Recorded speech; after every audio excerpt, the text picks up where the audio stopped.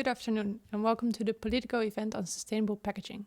My name is Eline Schaart and I'm a sustainability reporter at Politico and I will be moderating today's session. Packaging does an important job in making sure our products don't get damaged as they are moved to the supermarket or to our doorsteps. But at the same time, the amount of packaging waste is increasing year by year and it has become one of the most visible signs of our wasteful society. To address these issues, the EU has started to restrict certain packaging, for example, single-use plastics. And more recently, the European Commission has said in its Circular Economy Action Plan that there's a strong need to reduce overpackaging and waste, as well as to improve the design of packaging to make it easier to recycle and reuse. Before we start our discussion today about these issues, I would like to thank our partner FEFCO, the European Federation of Corrugated Board Manufacturers, to make this event possible, and of course everyone tuning in online. Despite the challenge of having this event online, we would like to make it as interactive as possible, so I invite everyone to go to sly.do.com to ask questions from your either computer or phone using the hashtag #FutureOfPackaging. You can also ask questions if you're watching this event on the events page of Politico. There's a little box under the live stream. On the Slido platform, you can also answer a poll presented by FEFCO about the key criteria for sustainable packaging. Last bit of housekeeping. If you want to tweet about the event, you can use the hashtag #FutureOfPackaging or tag at events Politico. Before we turn to our excellent panel of speakers, I would like to invite Dr. Vadi Jamel, the president of FEFCO, to say a few words. Good afternoon, ladies and gentlemen. As president of the European Federation of Corrugated Cardboard Manufacturers, I welcome you to today's webinar. We, as paper-based packaging, proven to be one of the essential industries, providing packaging material for all the food and other goods that were basic during the crisis. Packaging is essential in our society to transport and to protect goods on their way from producers to consumers. Without packaging, our economy cannot function. Imagine yourself carrying dozen eggs home without packaging. Corrugated cardboard is made mainly to produce boxes or other products like displays, used in most cases for secondary transport packaging. What is the purpose of this packaging? We are helping in reducing wastage, in breakage, and this is what we should focus on. And in corrugated, we feel that we play a very effective role in terms of finding the proper solution to efficiently bring this balance. There should be a balance. There should be the right package, how much packaging to be used so that we reduce all the wastage and produce and have the economy turn as we wish it to be.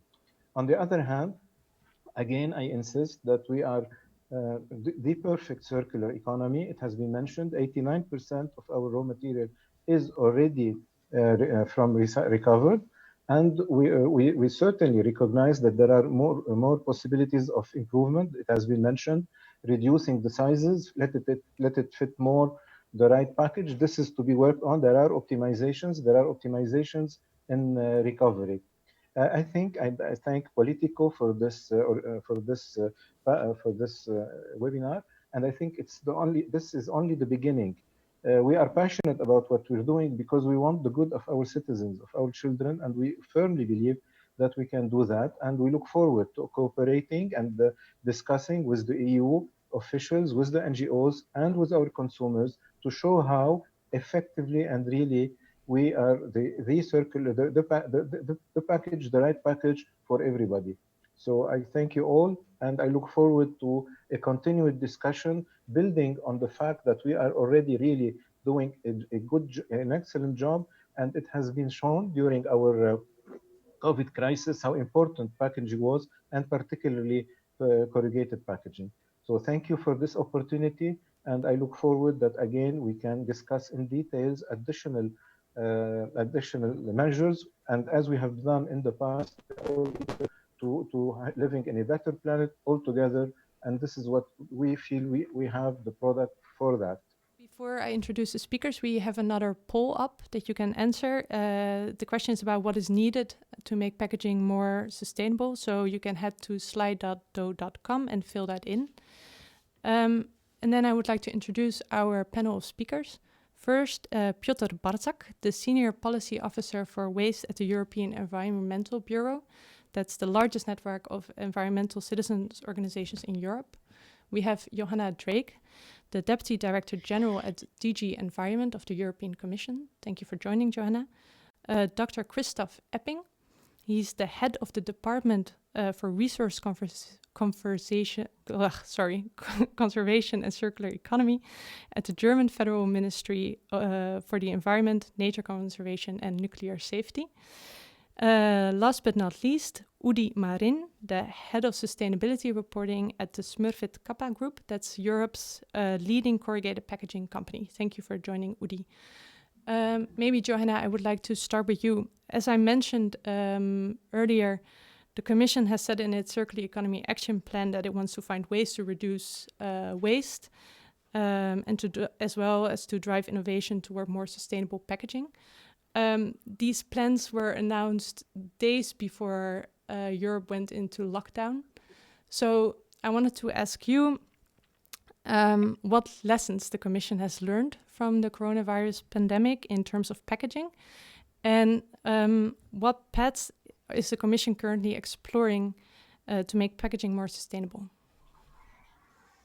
So thank you so much, Aline, for that introduction, and welcome to all the listeners here and followers. Well, you said, what lessons have we learned? Well, the lessons that we have learned is that both the European Green Deal and the circular economy remain in terms of importance. Why? Because we are still, if anything, I think we have learned it more on an individual basis, that we have to be much more attuned to the limits of the planet and to have more circularity. In other words, if we have more consumption, if we have growth in the economy, that does not mean that it has to translate in more waste generation.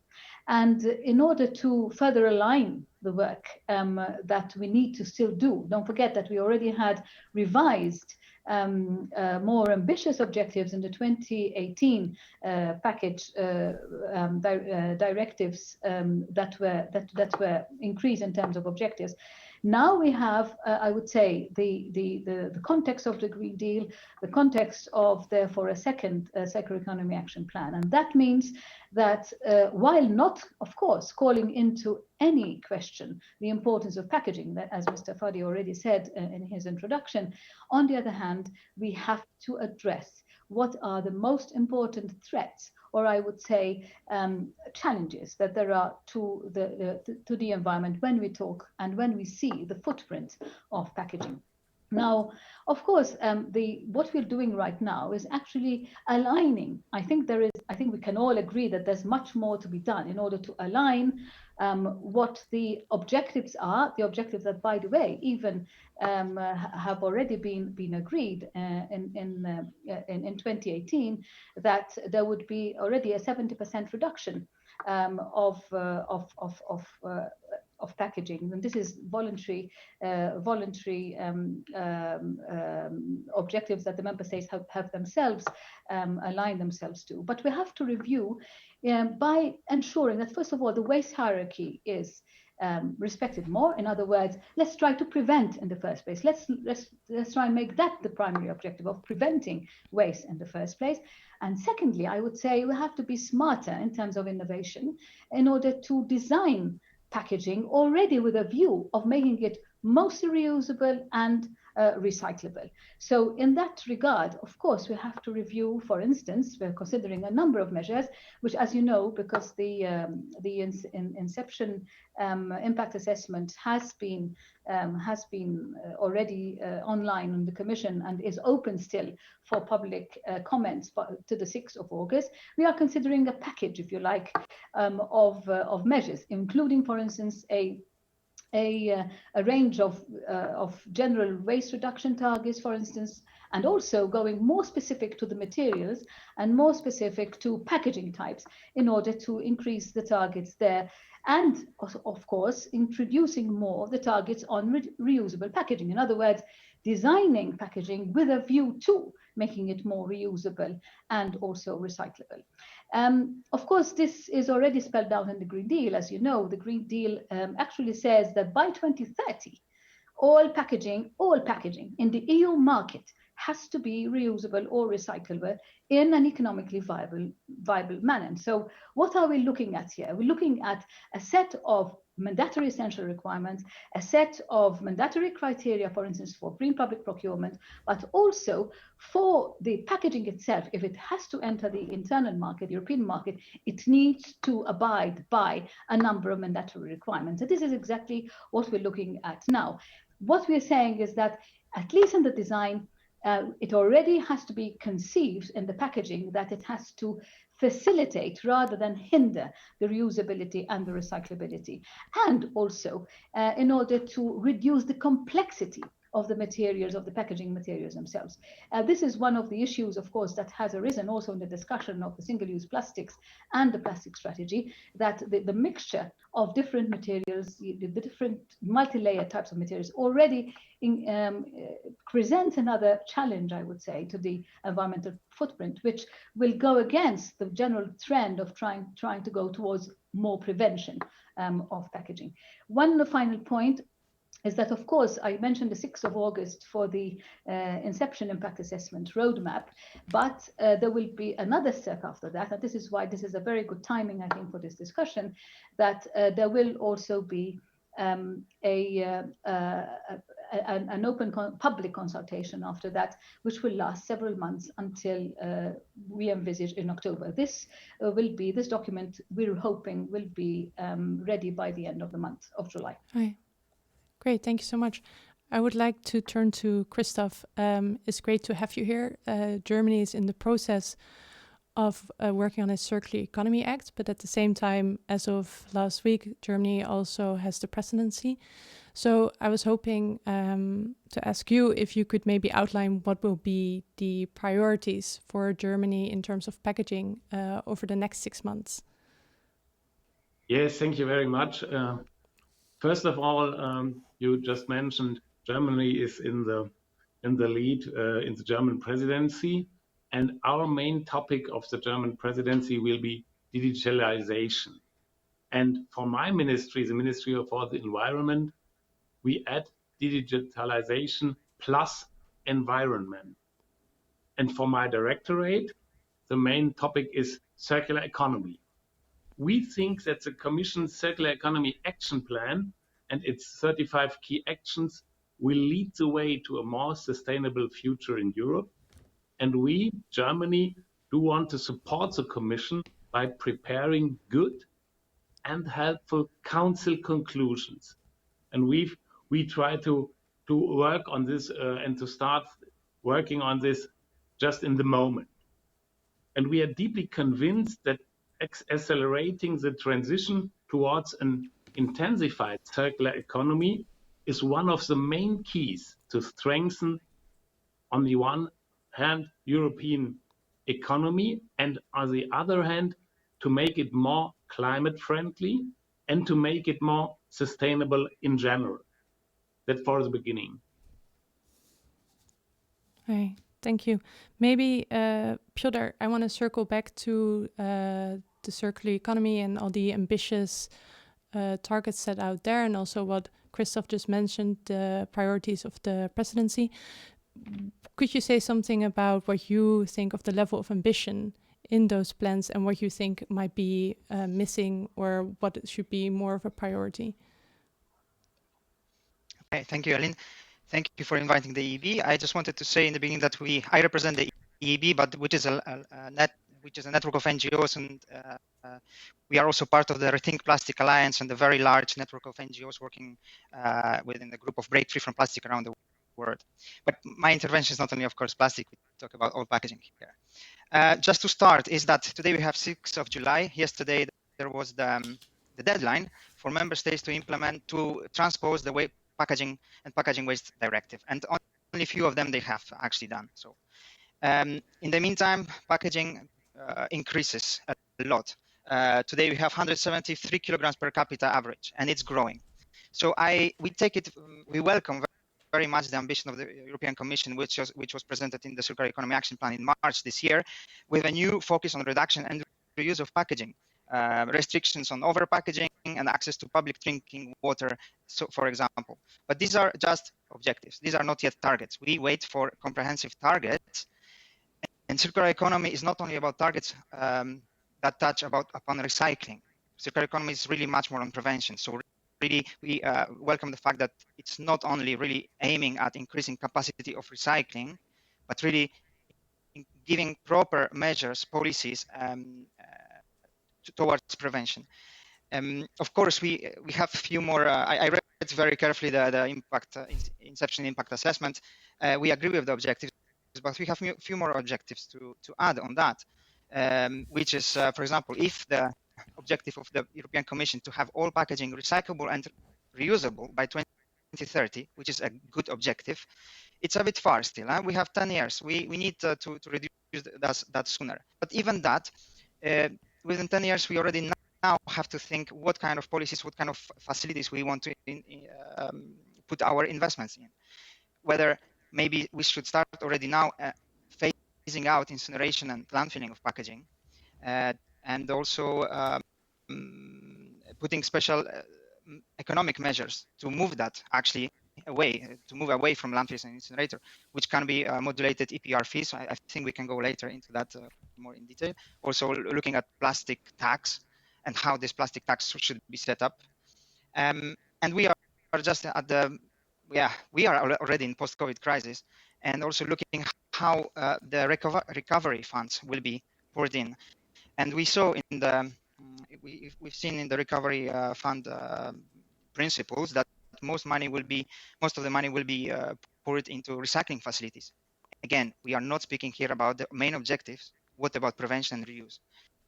But I welcome very much what Joanna Drake just said. Yes, there is an objective, there is a political will, but this has to also come with money flows and concrete mandatory policies, not only voluntary, but I can expand on that later. Thank you for now. Yeah, thank you, Piotr. Udi, I want to ask you, maybe it was missed a bit in the introduction because of the bad internet connection, but the corrugated cardboard industry already has a very high recycling rate, but as we also have heard the other speakers say, circular economy isn't only about recycling. So could you maybe say about some of the obstacles the packaging industry is facing from your perspective to become more sustainable also in those other directions?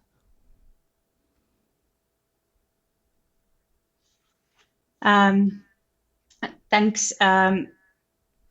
It's first of all indeed very interesting to join this discussion, and we as packaging industry do want to, of course, point out that the first thing that we do need to think about is still the purpose of the packaging, I think.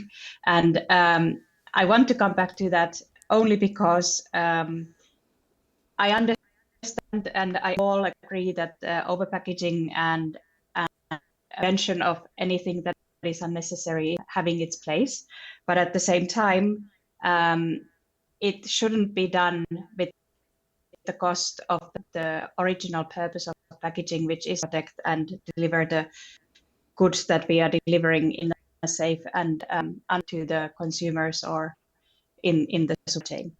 And I just wanted to start with that because to me still the prevention stuff in there. Avoided waste is that we all want, and packaging plays also a huge role in delivering avoided waste. All those materials put into the packaging products are still the biggest loss that we have in the full value chain. What comes to the obstacles that we might be facing here, I think there are quite many. First of all, we can look at the paper sector and paper packaging as a good example, but also as something where we can take lessons which we can learn from.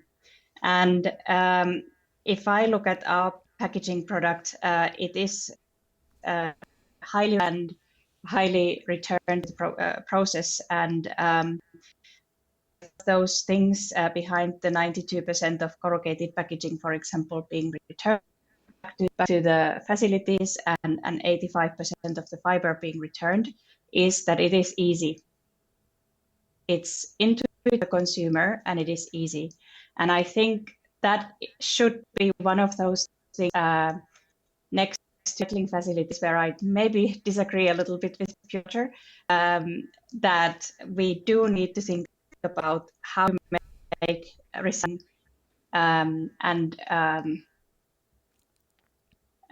the hands of consumer easy and understandable for the paper is easy to recycle. We have typically a couple of grades that you understand what they are, and then you can place them into the right bin and you can feel easy about it. Paper is nice from that perspective that a little contamination in a batch doesn't kill the whole batch. It means that if we have maybe a little bit of plastics, which we actually get quite a lot into our recycling facilities, doesn't mean that the whole load of cubic meter is also wasted at the same time. That brings to what Joanna said about the reducing complexity, which obviously is a huge and then want to talk about monomaterial packaging and continuing this approach for the consumers. I think here is also one other element that I would like to pay attention to, and that is that we have, as packaging industry, we are the ones who have to deliver at the end to these targets, and we are the ones who are debating often about the usefulness of different initiatives. At the same time, we are not the decision makers. We can only advise our customers and only towards the value chain. And where the customer of ours makes the decisions, they have to be also informed with all the consequences what there are. One of those elements that I think is important for all of the speakers here today also is that many of those decisions are made by the attractiveness of the packaging. And that is because that makes the packaged good move from the shop shelf to the basket of the consumer and continue to be used. I think that fit for purpose packaging at its most beautiful delivery is at the same time looking good, so it attracts the consumer to take the product and consume it easily from the whole package, and then it has been delivering all the other purposes of packaging. After that, it can be also easily recycled, and it's intuitive. So I think that where we should be paying attention and where it might not be so easy for the decision makers, and especially when you are thinking about public decision makers or policy makers, it might not be so easy to build those initiatives where you actually encourage the intuitiveness of making these changes happen. Hi. Thank you, Udi. Maybe I want to pick up on something that Piotr said before about the fact that only 5 countries so far have actually transposed the Waste Framework Directive and the Packaging and Packaging Waste Framework Directive, for which the deadline was on Sunday. So, Joanna, I wanted to ask you about this. How is the Commission following up on this? On so many countries not having implemented the rules in national legislation yet.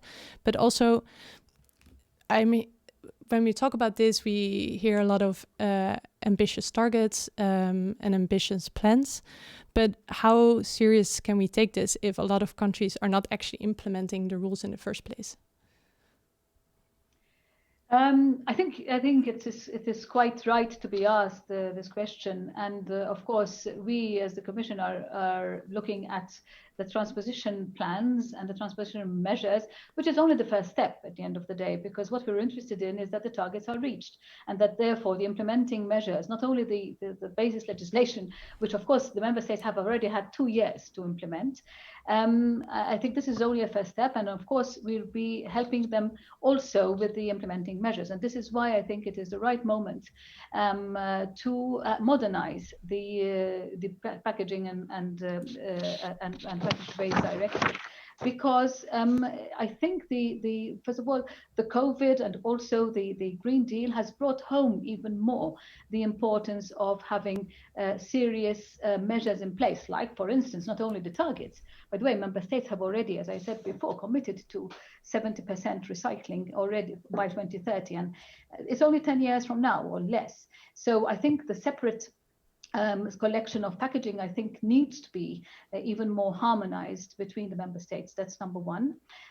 This will help both citizens and also businesses to better separate waste, and the Commission will be providing financial support for the waste infrastructure. I think, secondly, the extended producer responsibility schemes for all packaging needs to be put in place in all member states. They are put in place, but I think in view of these targets, in order to be taken seriously, as you said, Aline, they have to be strengthened. And in fact, later on in autumn, the Commission will be issuing guidelines on the minimum requirements for the EPR schemes.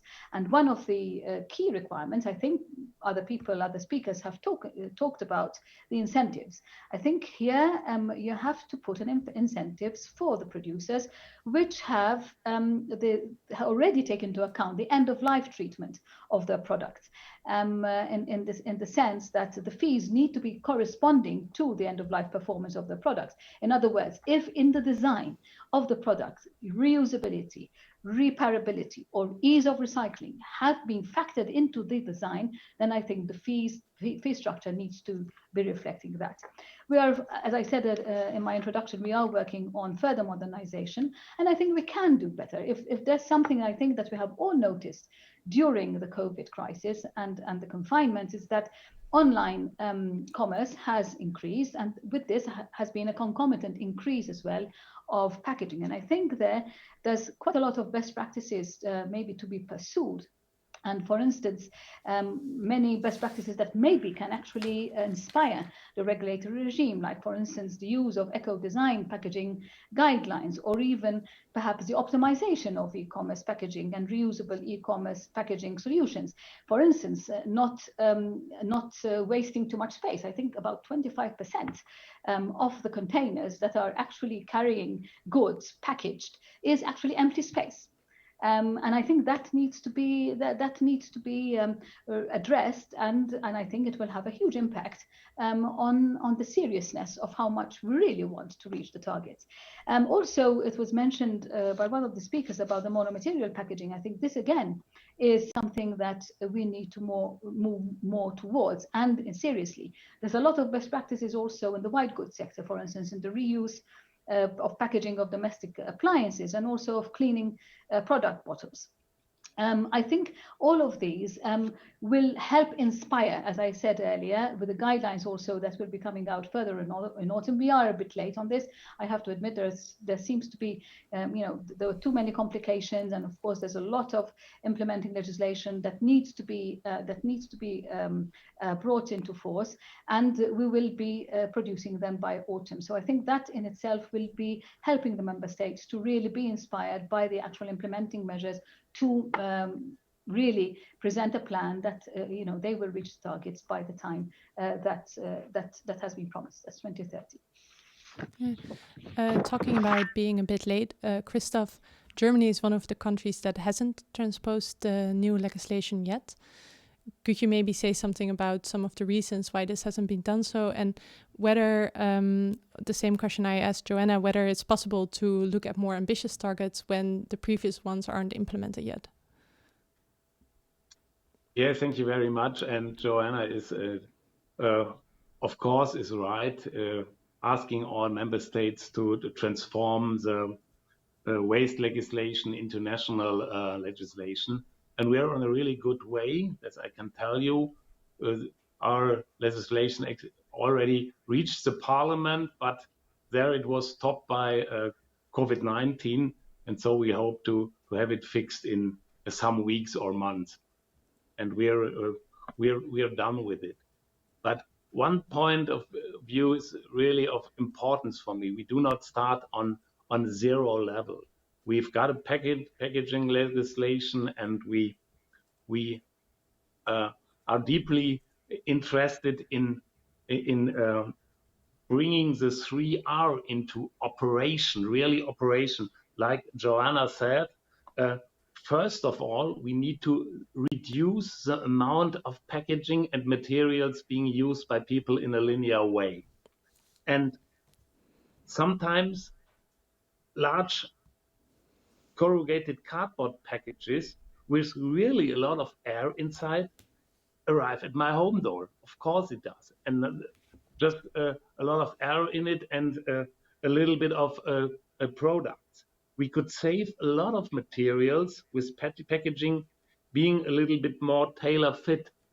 And we talk about this with the consumer organizations and with the merchandising organizations to produce a greater amount of different packaging to send things to the people.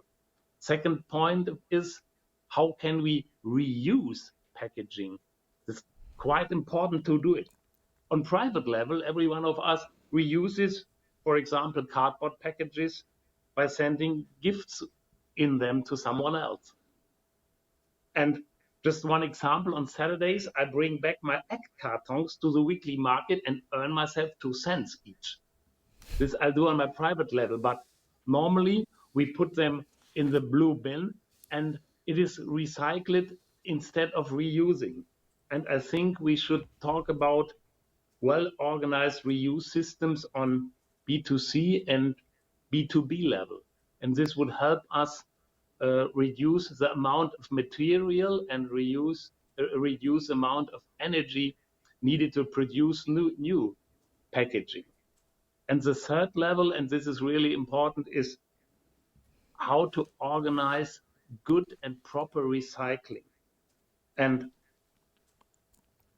cardboard is a good material to be recycled, as we know. It's better recyclable than complicated plastic compounds, for example. But on the other hand, it is important on the municipal level to organize the materials to be collected in different fractions, not to be collected together or to be thrown away together. And this is one of the main points. I think I do agree with Joanna that we've got to have a good standard European-wide to organize separate collection systems appropriate to the situations in the different countries. Inside of Germany, it's quite different to collect waste in different fractions in the center of Berlin or in a small country, for example, in Bavaria. And there have got to be tailor-fit solutions for different countries or different regions. But if we do not collect the materials appropriate, we will not be able to recycle them. And this is an important point for us in the discussions within the next 6 months. Thank you. Hey, thank you. So what we're hearing is the 3 R's. So those are important, as well as harmonization of waste rules to make recycling more important. Udi, do you think that these, especially the issue of reuse and maybe also redesigning packaging, as was already said, sometimes when you order a book, it comes in a huge package. It could be a lot smaller. How do you look at these issues, and what do you think could be done from your industry side?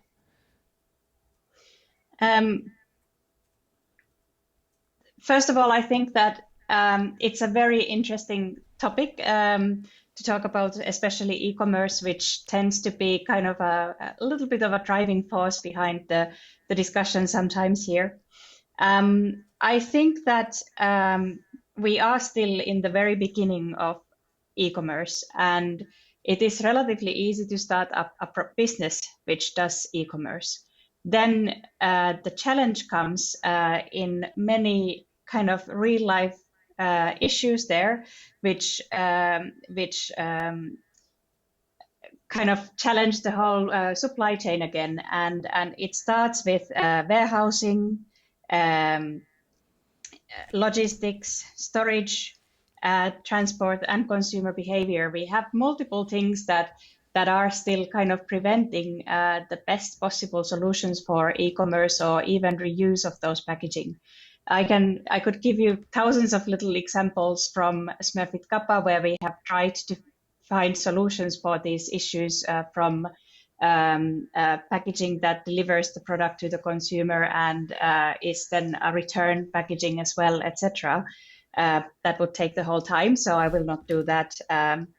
However, again, I think one thing that I want to come back and keep on coming back is what Christoph just said, what now Joanna has also repeated, which is the fit for packaging, fit for purpose packaging. This works in every single place, and it is increasingly important. The challenge here is again that you need to have the number of the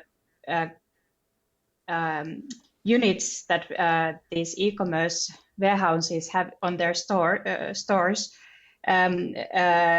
are so different in sizes that you hardly can find a packaging solution that takes little space and delivers always the optimal size of the packaging. So we have some challenges there. Of course, we already are entering into a space with the large e-commerce retailers who have the possibility to actually deliver or buy systems where you can fit the packaging to what they are delivering, which is a nice new development. But at the same time, even the same retailer might be doing this and at the same time sending you the book in the 70 similar books size box. And we understand that it's, first of all, it's annoying, and I myself get annoyed about it as well when that happens. I think that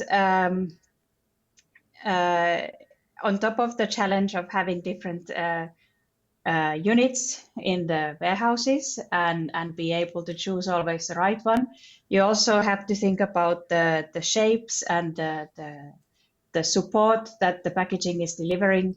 And even though we heard about the 25% air in e-commerce packaging, for example, a little bit of air might be still the best thing for the whole footprint of the value chain, because shapes of packaging also help you with the safe, both health and safety perspective and a product perspective delivery. So I would say that is important. I think that coming back maybe a little bit to your question as well, we do need to still continue working together and challenging consumer behavior and also those retailer behavior by introducing and allowing them to understand where the packaging can play a more innovative role in supplying what has been designed to be supplied in e-commerce especially. And this is, of course, again, one of those things where we would love to give the solutions. I dare say that this is not only the paper sector, I think it's all of the packaging sector, but we have to encourage changes in, well, first place in consumer behaviors, because those then lead into the retailer behaviors to actually make them choose the packaging types that fit best for the purpose. Yeah, thank you. Maybe picking up on what you said about also the role of consumers, and it's a question that we have on Slido, happens to be from my colleague Louise. Piotr, maybe you can answer this one. What role can consumers play in this transition toward more sustainable packaging, and how can consumers be incentivized to reduce their packaging waste, for example? Thank you. I fundamentally don't see consumers as the main player here. I will explain. But just very quickly to follow up on the question of delay of implementation of transposition. I understand fully there is COVID. There is actually Germany is one of those leading, and I know you are in the parliament, same as few other countries. But the delay also should play a role, kind of give you the additional card to go beyond and above the targets. So we expect highly ambitious from all of those member states that are delayed. And also, you mentioned about the different collection schemes, that some collection in some places in Europe might be more difficult. Well, first of all, packaging collection and treatment should be fully paid by producers. And this is for that we have EPR schemes that are not properly implemented in many member states. But that is the truth. The producer should pay for collection, even if it's expensive. It is possible to separately collect packaging waste everywhere, even in densely populated areas. We have examples of that. And if that costs more, these are the producers, meaning consumers of those products, but not all the citizens through taxes. And that is very important to bring.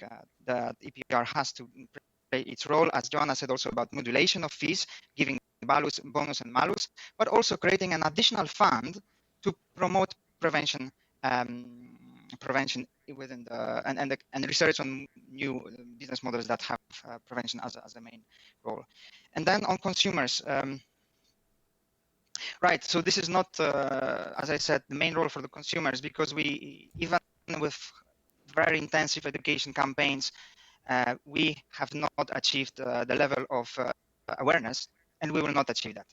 We represent NGOs, and many of our NGOs do this work, but I have to admit that this is not the way to go to achieve the targets that we want, to achieve sustainability and reduce the consumption of materials, which is skyrocketing, unfortunately. We need to reduce material consumption as soon as possible, because this is also related to CO2 emissions, to climate crisis. So we need as soon as possible. And for that, only policies, regulation. So I look at the European Commission here very much, at member states and producers, retailers themselves. They have to take this challenge and not put any more blame on consumers. Consumers will choose whatever they are offered. If they are not offered enough reusable materials or reusable solutions and models, how they can really move towards more reusable items. I expect that the creativity, and I believe in a lot of smart creativity among packaging and producers. They can create from one night to another a super nice marketing campaign. They can also create an attractive, and as you said, Oti, fit for beautiful delivery packaging. Now, I believe that you can your creativity of producers and packaging is also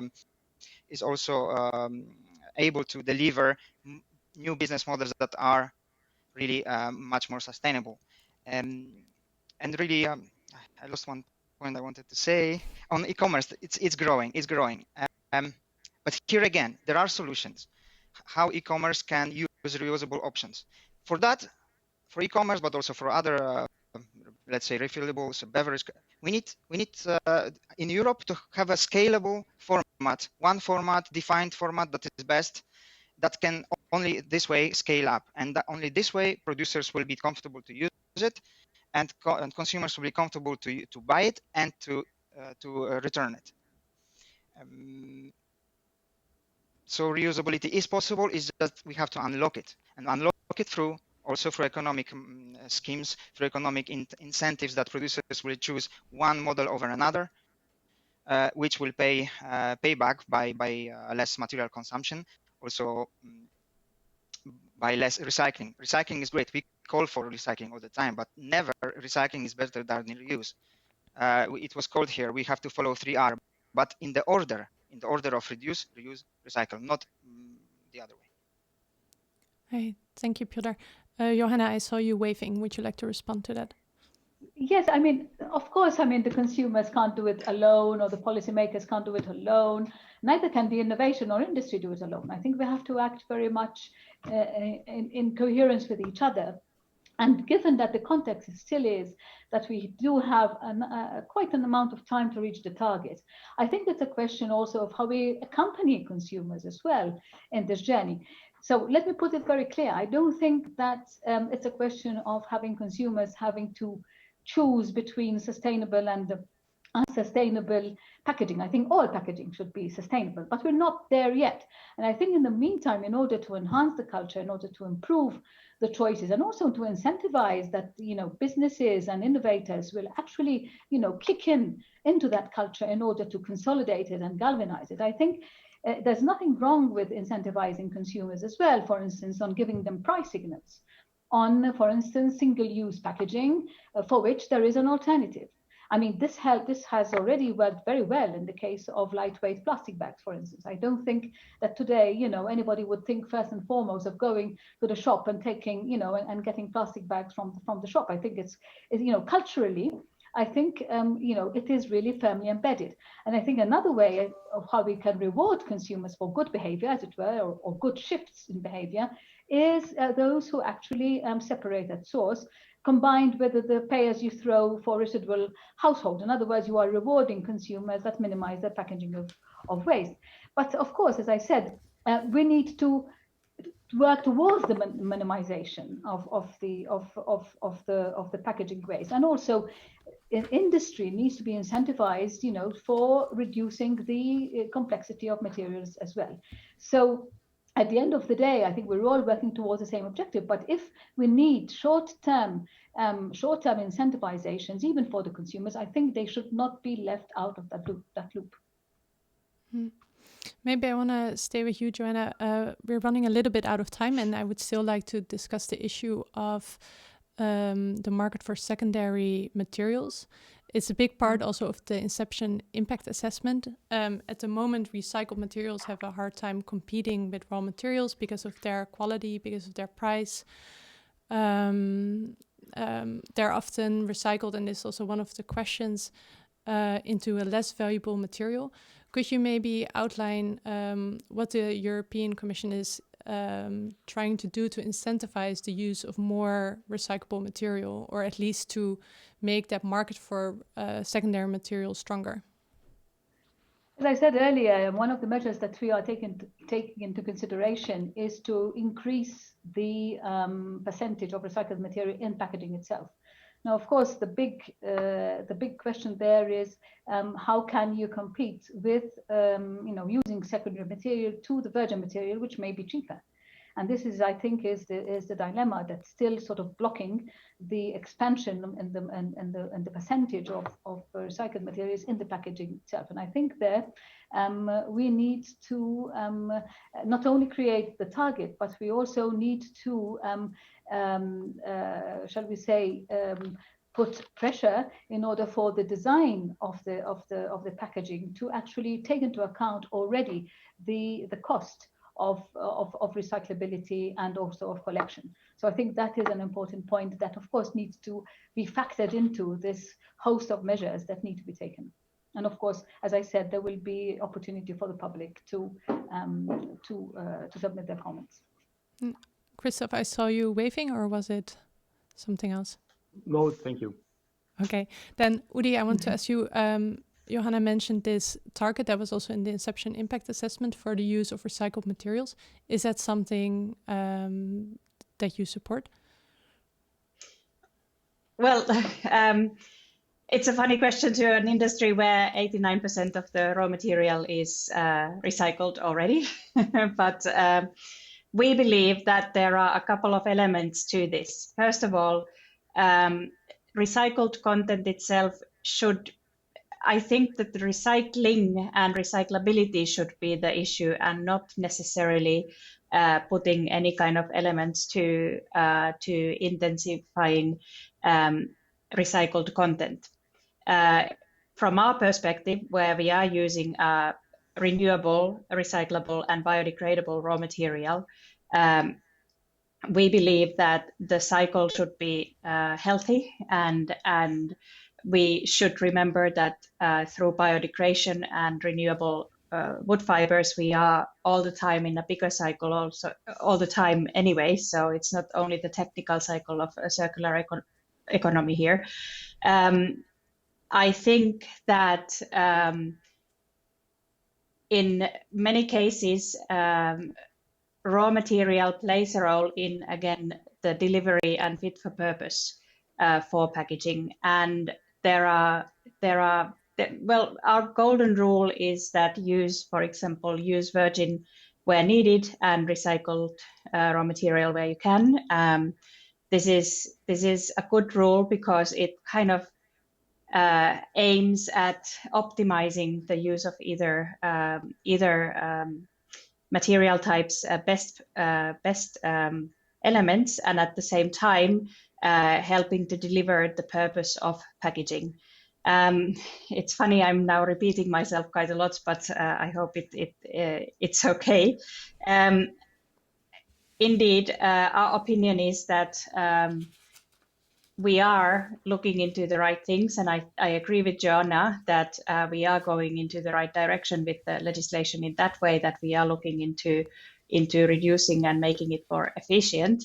But at the same time, I think we should be playing this very carefully in terms of what the decisions are, and that's why maybe I would like to call the packaging industry and our experts to join the discussion maybe even more, because we have those innovations that Piotr was already calling, but we also kind of have the market data that is needed to understand the complexity of the whole packaging issue. Okay, thank you. Christoph, maybe I want to ask you, during the coronavirus pandemic, it was often plastic recyclers who sounded the alarm because they were having trouble because there wasn't as much material coming in. And at the same time, the price of oil had dropped, which means that virgin plastics became a lot cheaper. This was an issue in Germany. What is the government, or what has the government been trying to do in order to help plastic recyclers and the packaging industry? Yeah, just a quite a complicated question for someone working for the environmental ministry, because of we are not able to organize people's behavior. As you might know, in Germany, toilet paper and noodles were out in the supermarkets because of everybody bought such things, and plastic. There was a sharp peak of plastic, and we hope that it will come to a normal level again. And but we just see that it's really a systematic problem with a plastic packaging industry, is that it sharply corresponds to the raw oil price, and this doesn't have to do with Corona especially, but it's a problem in general that the recycled plastic materials are more expensive than raw materials, and this is not a good starting point for closing loops. And I think it's quite different in the cardboard production. The raw materials are more expensive, for example, than the recycled materials. And for glass, it's the same, and for special metals, it's the same. And we've got to think about, on European level, how to act here cleverly, and how to get, for example, a minimum content of plastic materials in packaging, which should be organized on European level.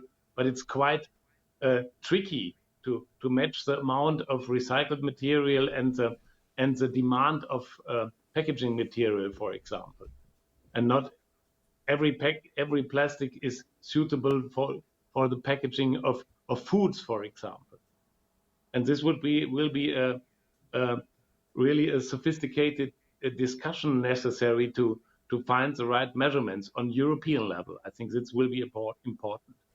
Okay. Maybe very quick, Piotr, I see you want to say something. We have to go to the statement. So if you, from the sponsor, so if you can say something very quick and wrap it up, that would be great. Thanks. Thank you. Only react to the tax on plastic that is now discussed. Indeed, we've also looked at the topic for a long time, and it's true, as Christoph said, it's not only COVID that sparked this discussion. The problem is systemic.